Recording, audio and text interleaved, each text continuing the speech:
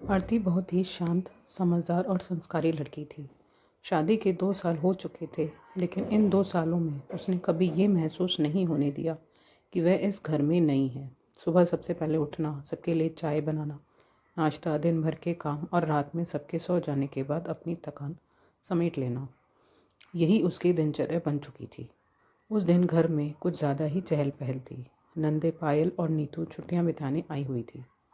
किसी को सब्जी कम मसालेदार लग रही थी, किसी को चाय ज़्यादा मीठी। आरती रसोई से हॉल और हॉल से कमरे तक बिना रुके भाग रही थी, जैसे सांस लेने का भी समय ना हो। तभी उसका फ़ोन बजा। स्क्रीन पर पापा लिखा देखकर उसका दिल धक से रह गया। उधर से हरि प्रसाद की कांपती हुई आवाज़ आई, बेटा, तुम्हारी माँ को पैरालिसिस अटैक आया है। हालत बेहद नाजुक है। अगर हो सके तो जल्दी आ जाओ। आरती के हाथ कांपने लगे। माँ का चेहरा उसकी आंखों के सामने घूम गया। वही माँ जो हर विदाई पर कहती थी, बेटा खुद को कभी कम मत समझना। उसने बिना देर किए अपने पति अजय को फ़ोन किया।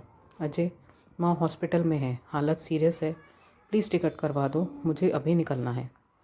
कुछ पल की चुप्पी के बाद अजय बोला, पहले मम्मी पापा से पूछ लो, दीदियाँ आई हुई हैं, मम्मी नाराज़ हो जाएंगी। यह शब्द आरती के दिल में चुभ गए। पूछने की क्या बात है, मेरी माँ अस्पताल में है, मैं परमिशन लेने नहीं सिर्फ बताने जा रही हूँ। लेकिन अजय वही रट लगाता रहा, मम्मी नहीं मानेंगी। मजबूर होकर आरती अपने सास कमला देवी के पास गई। मम्मी जी, मेरी माँ हॉस्पिटल में भर्ती हैं, हालत बेहद ख़राब है, मैं अभी निकल रही हूँ। कमला देवी ने बिना संवेदना से कहा, अरे आजकल तो छोटी छोटी बात पर लोग हॉस्पिटल पहुँच जाते हैं, कुछ नहीं होगा। और मैं क्या तुम्हारी माँ नहीं हूँ? पायल और नीतू इतने अरमान लेकर आई हैं, घर कैसे संभलेगा? आरती की आंखें भर आई। मौके बाद में भी मिल जाएंगे, लेकिन माँ माँ तो एक ही होती है। कमला देवी का जवाब पत्थर जैसा था। जब ससुराल वाले परमिशन ना दे तो मायके नहीं जाते। आरती चुपचाप कमरे में आई और बैग पैक करने लगी। जब वह बाहर निकली तो पड़ोस की एक आंटी ने पूछ लिया, बहू इतनी जल्दी में कहाँ जा रही हो? माँ हॉस्पिटल में है, आरती ने बस इतना कहा। इतना सुनते ही आंटी बोली, अरे तो देर कैसी, जल्दी जाओ बेटा। तभी कमला देवी बाहर आ गई और सबके सामने बोली, हमने मना किया है इसे जाने से। सोसाइटी में सन्नाटा छा गया। एक बुजुर्ग अंकल ने धीरे लेकिन साफ शब्दों में कहा, बहन जी, माँ का मामला कभी घरेलू नहीं होता, वो इंसानियत का मामला होता है। आरती ने पहली बार झुकी हुई गर्दन उठाई। किसी ने कुछ नहीं कहा, बस बैग उठाया और बाहर निकल गई। अजय का फ़ोन आया, मम्मी मना कर रही हैं, मान जाओ। आरती ने शांत लेकिन मजबूत आवाज़ में कहा, चाहे कोई परमिशन दे या ना दे, मैं जा रही हूँ। टिकट बनवाओगे तो ठीक, नहीं तो बस से चली जाऊँगी। और कॉल काट दिया। 4 घंटे का सफ़र उसे 40 घंटे जैसा लगा। हर पल बस एक ही दुआ, भगवान मेरी माँ को बचा लेना। लेकिन जब वह मायके पहुंची तो घर का माहौल देखकर ही दिल बैठ गया। भाभी सविता उसे देखते ही रो पड़ी, दीदी आप देर से आ गई, जाते जाते भी मम्मी बस आपका ही नाम ले रही थी। आरती वहीं ज़मीन पर बैठ गई। जब होश आया तो सुबह हो चुकी थी। बाहर अंतिम संस्कार की तैयारी चल रही थी। जिस माँ की गोद में उसने दुनिया देखी थी, उस माँ से वह आखिरी बार भी नहीं मिल पाई। कुछ दिनों बाद माँ की अलमारी साफ करते समय आरती को एक पुरानी डायरी मिली। आखिरी पन्ने पर लिखा था, अगर मेरी बेटी ये पढ़ रही है तो शायद मैं उससे मिल नहीं पाई। बेटा, जो इंसान तुम्हें माँ से मिलने से रोके वो तुम्हारा अपना कभी नहीं हो सकता। डायरी उसके हाथ से गिर पड़ी।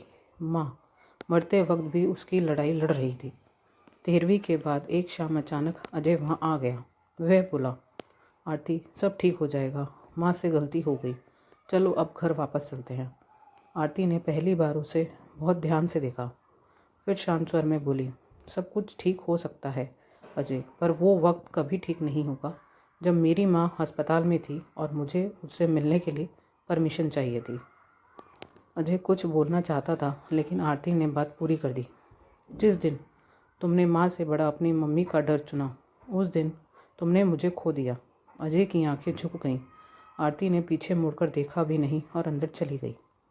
13वीं के दिन अजय और उसके पिता आए। सबके सामने आरती के पापा बोले, मेरी बेटी अब यहीं रहेगी।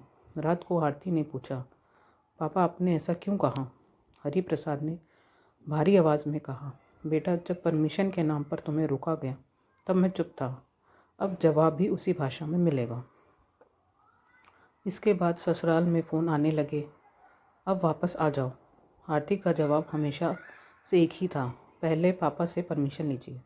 कुछ दिनों बाद अजय का फ़ोन आया, मम्मी गिर गई हैं, हॉस्पिटल में है, जल्दी आ जाओ। आरती ने शांत स्वर में कहा, पहले पापा से परमिशन लो। आखिर में अजय के पापा ने फ़ोन किया। हरि प्रसाद का जवाब साफ था, मेरी बेटी कोई नौकरानी नहीं है।